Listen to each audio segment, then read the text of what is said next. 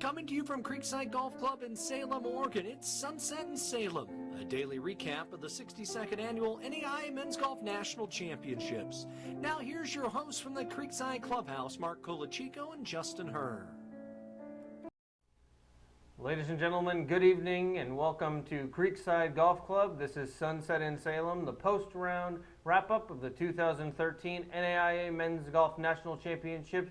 I'm Mark Colachico alongside my partner Justin Herr. Justin, how are you today? Doing pretty good. Day 3 is almost in the books today, and right now we've got, the weather came out this morning. It was raining really hard this morning, so it was tough for the guys that went out there early in the morning, but later in the afternoon, it kind of cleared up a little bit, made things a little bit easier out on the greens and maybe on the fairways as well, and it really helped Texas Wesleyan. They had a fantastic day today.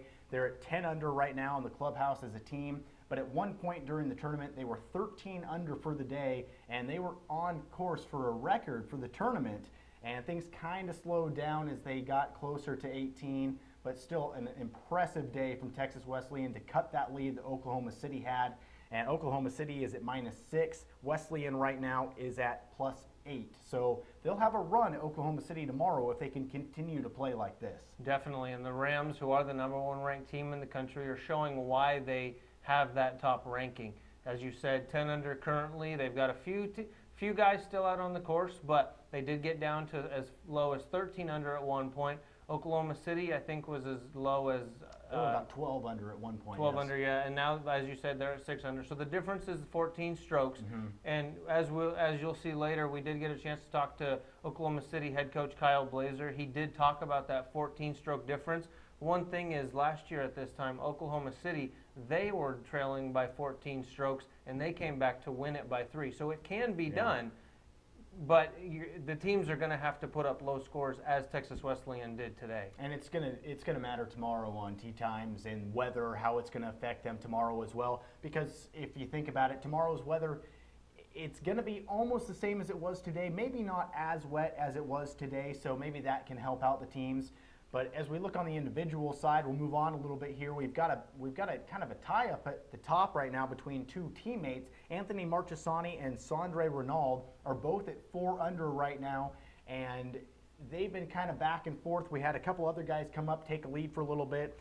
Dylan Anthony of Texas Wesleyan was at 4 under at one point. He's now gone back down to 2 under, and he's tied with Adam Loran and Tyler Christians. So tomorrow, day 4, it's going to be really clumped together individually. Maybe not so on the team side, but individually, we're going to have a good race tomorrow to the finish. Yeah, and I mean, and that's what you want in a championship like this. You don't want one person to just run away with it. You want this to be a battle. You want them to have to go out and play the best golf that they can in order to take home that individual medalist. And I think that's what's going to happen tomorrow is you're going to have a couple Oklahoma City guys battling, as well as Adam Loran from Cal State San Marcos and Dylan Anthony from Texas Wesleyan. Those 4 guys right there, I think that's going to be, as well as Nathan Anderson from Texas Wesleyan, that quintet of 5 guys, that's the group that you're going to want to watch to really see what they do. And the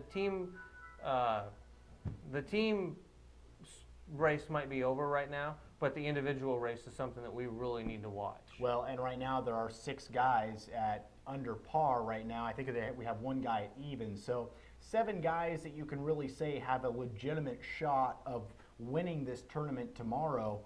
And I mean, even if you look at some of the other guys, the best score we've seen so far this week on an individual day is -4.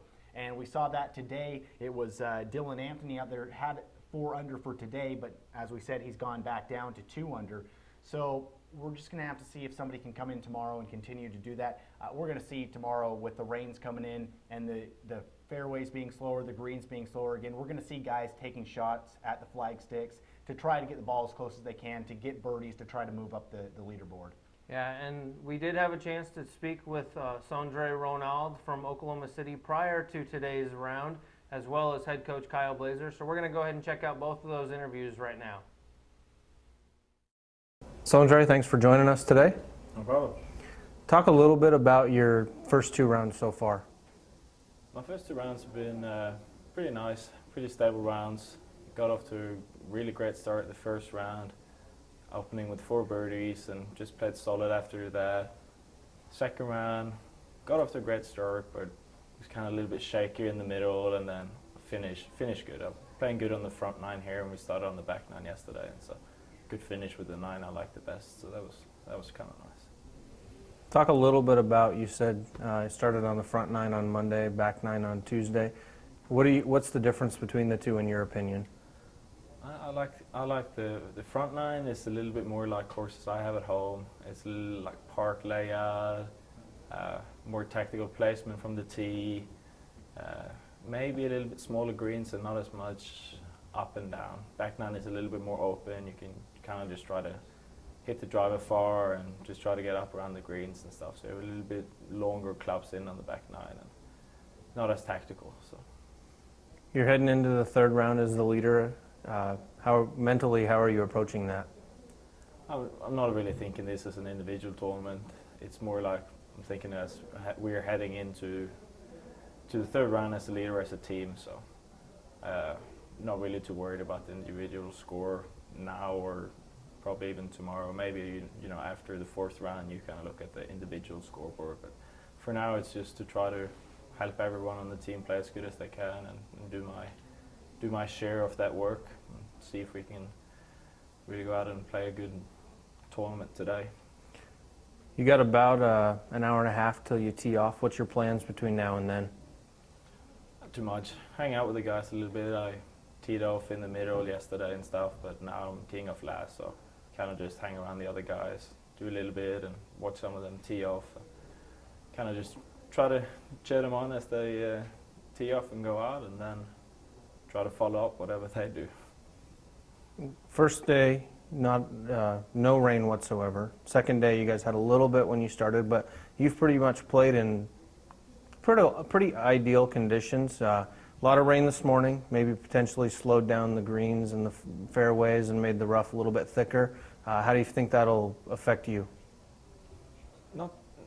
I mean, it's going to affect you a little bit compared to the perfect weather, but I'm pretty used to this. I'm from a very rainy part of Norway, and we have the same type of grass that's here and pretty much the same layout with the trees and stuff. So I really like the roughs and stuff around here because it's so familiar to me. So I don't think I'm going to have a disadvantage at all from the soggy conditions. I think that actually fits me quite well. Coach, thanks for joining us today. You're welcome. Going in as the leader, you got a pretty sizable lead heading into the third round. How do you feel your guys will play today?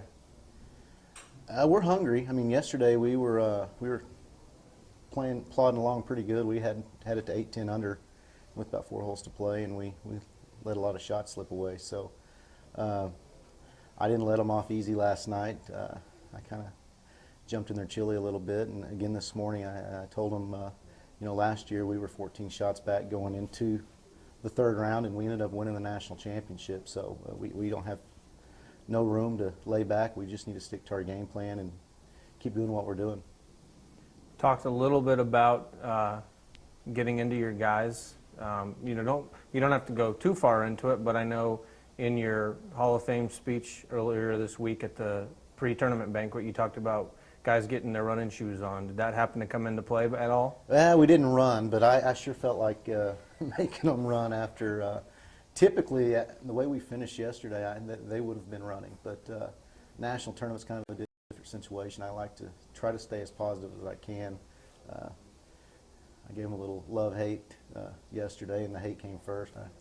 I ripped them, and then we loved on them a little bit, and now we're ready to go. They got a lot of love this morning, and it was kind of hard this morning with late tee times. Laying around the hotel was not ideal for a coach or a team, so we went and tried to do a little putt-putt, but it wasn't what we thought, so we went to the mall and just hung out for a while. But I think we're ready to go. And you talked a little bit about your preparation today, going to the mall, trying to do a little putt-putt. Do you think that keeping the guys loose helps out a lot? Yeah, you've got to stay loose, and you've got to have the team bonding, and that's something that these 5 guys here, they're really, they're a band of brothers. We all get along, and we do anything for each other. So, and I think that's very important at the national tournament. So, we did our little team walk around the mall, and we're getting ready to tee it up. Talk a little bit about, you talked about your team and their camaraderie. Do a little bit of comparison. Last year's team coming here, being 14 strokes back coming into the third round. Today, your team's coming in with that on the other side with the 14-stroke lead. Compare last year's team. You had Taylor Artman and Clark Collier, Yep. who graduated. The other three guys came back this year. Do you feel that that's helped you out? Sure. I mean, we've got some experience. I've got some seniors on this year's team, and they're good leaders. It's an awesome problem to have as a coach when you've got three guys on your team that have won tournaments this year, and the fourth being James Marchesani that has yet to win, but he's as good as any player I've ever coached. So I've got four outstanding players, and I believe at one point yesterday, three of them were tied for first, and James was in fifth. So, which as a coach, that's a dream come true, and it's never happened for me. And they kind of came back to the field a little bit, but I expressed to him today that no selfishness this week. You guys are playing against each other. You're having fun with each other, and we're winning it for we're going to try to win it for our team, and individual stuff will take care of itself. And they buy into everything I say. I mean, they're a good group of kids. And that was just an interview with Sondre Ronald and Kyle Blazer, both of Oklahoma City. So had a chance to sit down earlier today with Coach Blazer and get a little personal with him. He is a Hall of Fame inductee this year, so somebody that has been around the game. And, he knows the game. He's been around for a while, over 10 years coaching. So if you look at it, he's won 8 national championships in the last 12 years. So obviously he knows what he's doing. Yeah. So as I said, I had a chance earlier today to sit down with head coach Kyle Blazer of Oklahoma City. Got a little personal with him, so let's go ahead and view that interview at this time. I'm going to get a little personal with you right now. Last year you were on with us, and I noticed you haven't shaved. I didn't shave. I didn't shave last year either. We'll see tonight. Also, my 4-year-old gave me a little necklace at one of his t-ball tournaments. He's 4 and playing t-ball, who knows? But he said, "Coach, this is good luck for you." So I'm bringing that along too. So I'm superstitious. I've got a cross from my mom in my pocket, and it's just the way I've always been. But it seemed to work. We'll keep going. Hopefully. Did you switch your cart number again? Sure did. Sure did. And you know the number, so I won't tell the school which one I took their name out and put it in, but I did do that. So that's kind of something that I've always done. As a head coach, Hall of Famer, numerous Coach of the Years, 8 national titles, what would number 9 feel like? It'd be the best one yet. I mean, that's the way it feels every year you win one. Got some outstanding, Michael Palmer, he's one of my favorite kids I've ever coached. Sondre, who you just interviewed, the kid's a senior. He is yet to go. This is his first national championship that he's got to play in, and it's been a coach's pick. I mean, his freshman year, he had the 3rd best scoring average on the team, and I believe it's been about the same every year. Most kids would complain, say, "Coach, is unfair." He's the first one to call me, "Coach, congratulations on winning." He's never said a negative word, and it'd be a special thing for him to go out and take care of it and win it. I mean, coach's dream right there. I've never had a kid that's not complained about anything, been appreciative of everything, and I hope for the best for Sondre. His parents are here from Norway, his sister's here, and it'd be a special deal. And Michael's parents, our dad came in from South Africa, so we've got quite the international following. It's going to be fun. Talk a little bit about that international. I see most of your guys are from outside of the United States. Excuse me. What kind of connections do you have? I mean, obviously you're not gonna give away your secrets, but it seems like a very international type feel. Well, I kind of lucked onto a couple of them. I've got a good relationship in South Africa. I've pledged that every year that I coach, I'll have a South African on my team. I've got one that my former player, he's in the verge of cracking through on the PGA Tour this year. And, I don't know. It's just I see a kid that's overseas, and if they're going to make the commitment to come all the way to a foreign land for academics and golf, they're pretty dedicated. And, I've had a couple of them that haven't worked out, but it's just the luck of the draw. I've got a bunch of kids from Oklahoma and from Texas back home, and, these kids have seem to step up a little bit. Next year, we're going to have a lot more Oklahoma kids and Texas kids, so I believe I'll have 3 or 4 internationals on the roster. So hopefully next year will be a little different, but it doesn't matter where they're from to me. It's if they can play golf and take care of their academics and be good people, that's all I care about.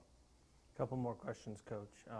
Here in Oregon, we've got a basketball coach, Danny Miles, at Oregon Tech, who's been around for years upon years, and he's just got a really good following. Kind of listening to some conversations you've had this week, it sounds like you've got a pretty good following, not only from your alumni, but from parents, boosters. Can you talk a little bit about that at Oklahoma City? Well, we've played, Oklahoma City University's played golf back in the 50s. They were a Division I. I mean, they were a powerhouse. They were good. They were playing with Oklahoma State, OU. A lot of the alums still take pride in what Oklahoma City University's reputation is about. And, you know, it's such a family atmosphere with what we do in our golf program. I mean, I have kids over for Super Bowl parties and whatever. I mean, the kids, my house is their house, and that's the way I want it to be. And I think the parents really know that if the kid needs something, coach is there for them. And, you know, I've got some wonderful parents. I mean, Taylor's parents they came in to watch this week. We ate with them last night, and, you know, they don't have to do that. My parents are here, and my aunt and uncle are here. You know, we've got a wonderful following, and that's what makes our program so successful. Our alum, our boosters, couldn't do it without them. And then kind of one last question. Last year, after you won the title, you got a little phone call from overseas from one of your parents, players' parents, excuse me. You expecting any phone calls this year? Oh, there'll be phone calls. I'm already, Clark Collier's been buzzing me all day and yesterday. Some of my all-time greats are already texting me and calling, so I hope, I mean, I hate to get out of the box. We've got to take care of business, but there'll be some phone calls. Great. And Coach. I'll accept them. Great. Thanks. Good luck. Thank you. And that was just my interview with head coach Kyle Blazer of the Oklahoma City Stars. Let's get a little update on the leaderboard, Justin. Yeah, right now we've got a couple changes as Texas Wesleyan has dropped another shot. They're now at +9, so that means they're at 11 under for the, 9 under for the day. OKC right now is still at -6. They're, again, the leader in the clubhouse. And individually, not much has changed with Anthony Marcheshani and Sondre Ronald, both at 4 under. They're still out on the course. And then, of course, 3 players at 2 under right now. We're going to go ahead and take a break right here on Sunset in Salem. We'll be back with a whole lot more. It is the 2013 NAIA Men's Golf National Championship. We'll come back. We'll give you a lot more. There's a call to be answered. The spirit of competition is still alive inside. The desire still drives.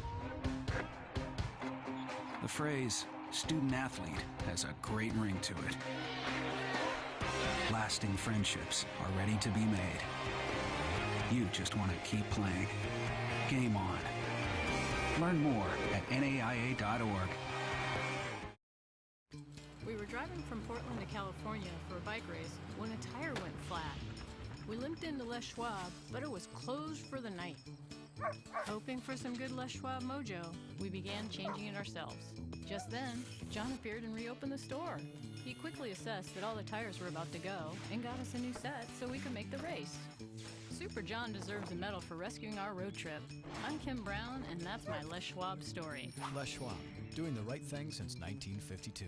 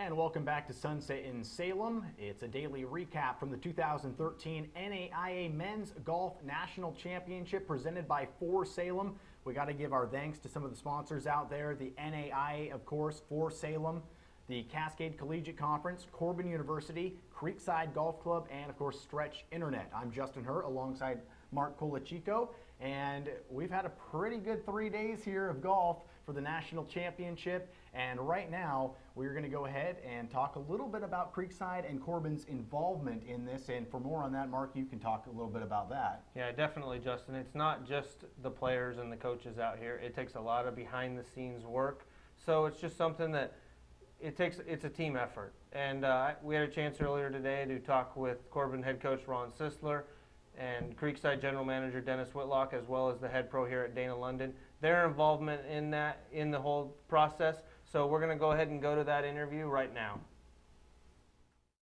I think that everything's been great. I think the way the golf course is played, it's obviously it's held up under some kind of difficult weather, and I think that everybody leaves here with a feeling that they've been in a championship. I mean, the way the kids are treated and being able to just be upstairs, have a television here, just kick back while they're waiting for everybody else, that kind of thing, eat lunch. I just think it's been a really good experience for everybody, and I've heard nothing but positive comments. But I look forward to it if we can do it again. Never know.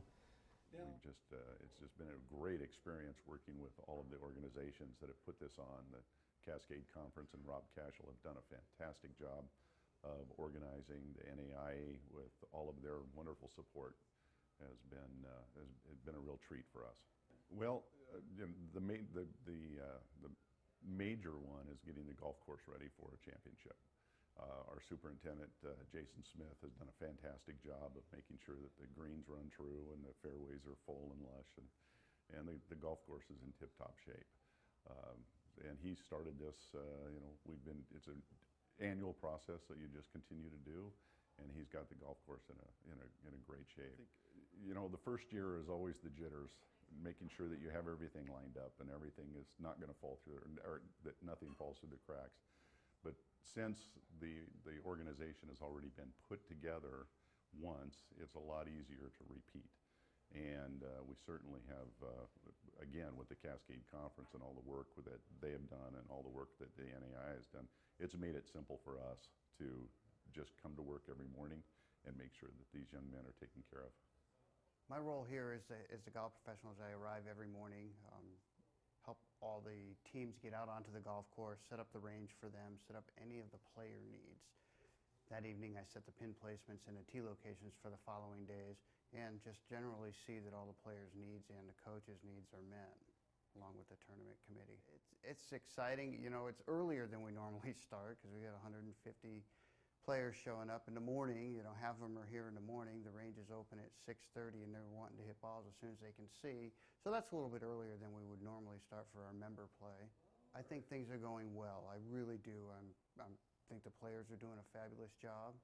They're getting around the golf course. Some very good scores out there despite the very difficult golf course.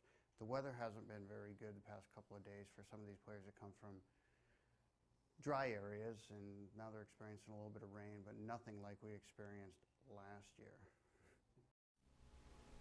And that was just an interview with Corbin University head men's golf coach Ron Sisler, the general manager here at Creekside, Mr. Dennis Whitlock, as well as the head pro, Dana London.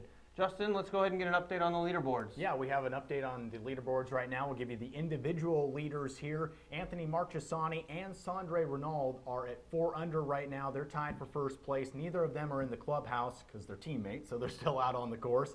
Dylan Anthony, Adam Moran are both at 2 under. Tyler Christians has dropped one from our last check-in with him. He's at 1 under. And then we have Colin Brennan at even. They're the only 6 players right now at even or better, and everybody else is plus. So we'll probably see these 6 guys tomorrow will be the main guys we'll be looking at, and they'll be the ones we'll probably be looking at for the champions of the tournament because they're the only ones in the range. Yeah, definitely. And I think with the team, we're looking tomorrow at the cut happening. So yes. We're going to get the top 17 teams that'll continue in this championship, as well as the top 40 individuals and ties.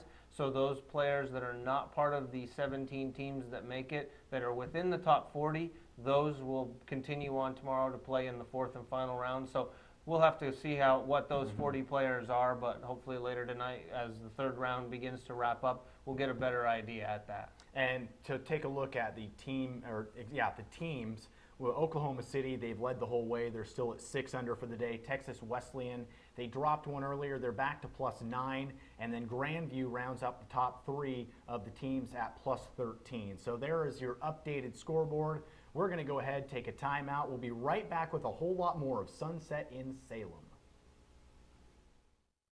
The Cascade Collegiate Conference, proud members of the National Association of Intercollegiate Athletics.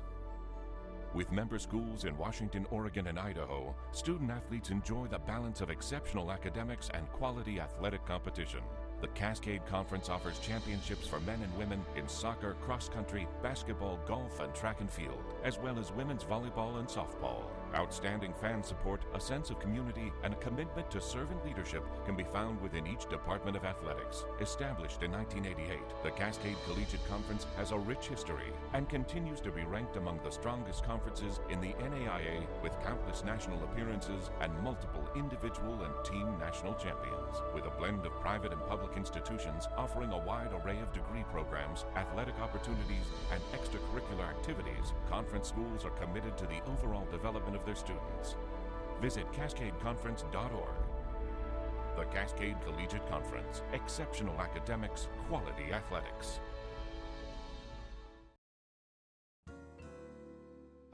Sigh. Hey, ergonomic desk chair. Something wrong. I'm useless, Bed. With Red Lion's improved wireless internet, I never get sat on anymore. People just work on their laptops wherever they feel most comfortable. Well, don't look at me. I haven't been emailed from in days. Guilty.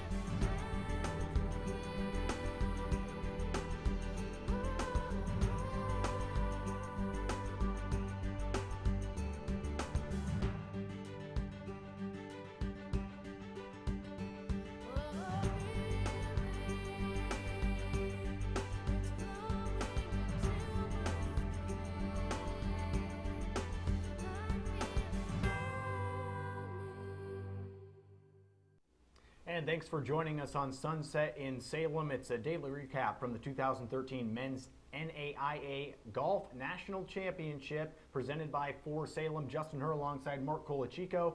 And it's time to wrap things up from the Creekside Golf Club.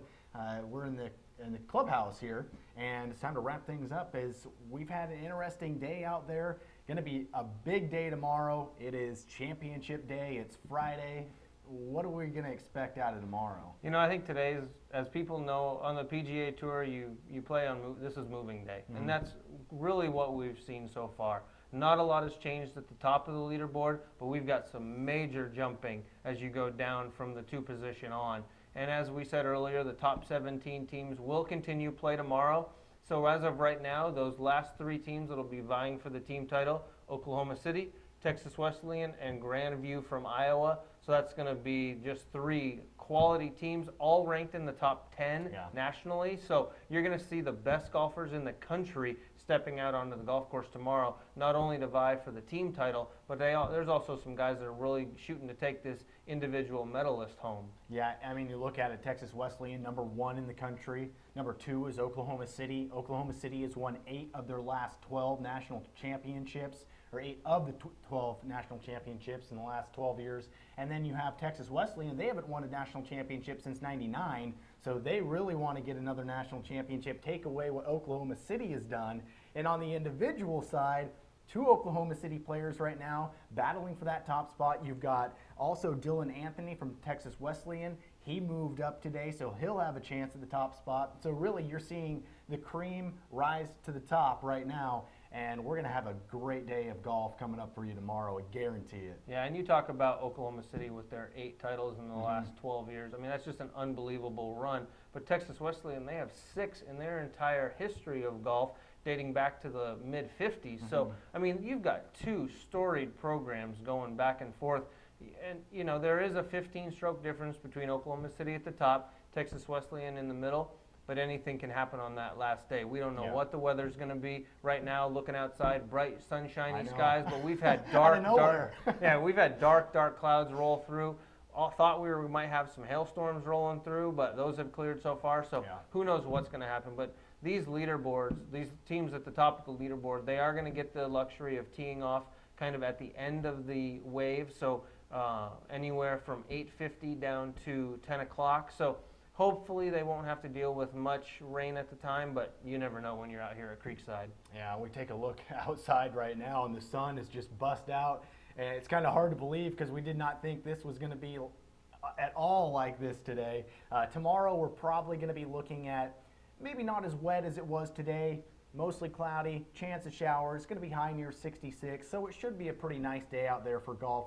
Hopefully they won't get rained on too much, but I'm still saying if it does rain out there, we're going to see guys taking shots at the flag sticks. They're going to really try to move up tomorrow because it's the last day, you know, and if you're going to take a shot, you might as well take your shot on the last day. Yeah, and that's one thing that we've seen throughout the week is good weather in the beginning. So greens were quick, fairways were hard, but as the rains started coming, the fairways have been softened, the greens have been softened. So why not just take a shot? Yeah. Go at the flag. Don't try and play it safe. Just, you know, just shoot for the stick. I mean, that's the way these guys are starting to play these last few days, and that, like you say, that's going to continue tomorrow. Well, and you know, we had a team in Texas Wesleyan who, yes, they've fallen back a little bit, but at one point today they were at 13 under as a team. So we can see some good scoring tomorrow, and I would expect these teams to really come out and look to get this tournament in the bag. You know, Oklahoma City and Texas Wesleyan, I think they're basically going to be the ones we're looking at for the team title. The other teams have somewhat of a chance, but it's very outside. Yeah, definitely. I agree with you. All right, well, we're going to wrap it up. Again, we want to thank you for joining us on Sunset in Salem. We only have 1 day left. It's hard to believe we only have 1 day left. So again, we want to thank you for joining us. Again, this is a daily recap from the 2013 NAIA Men's Golf National Championship. For Mark Colachico, I'm Justin Herr, and we will see you tomorrow evening.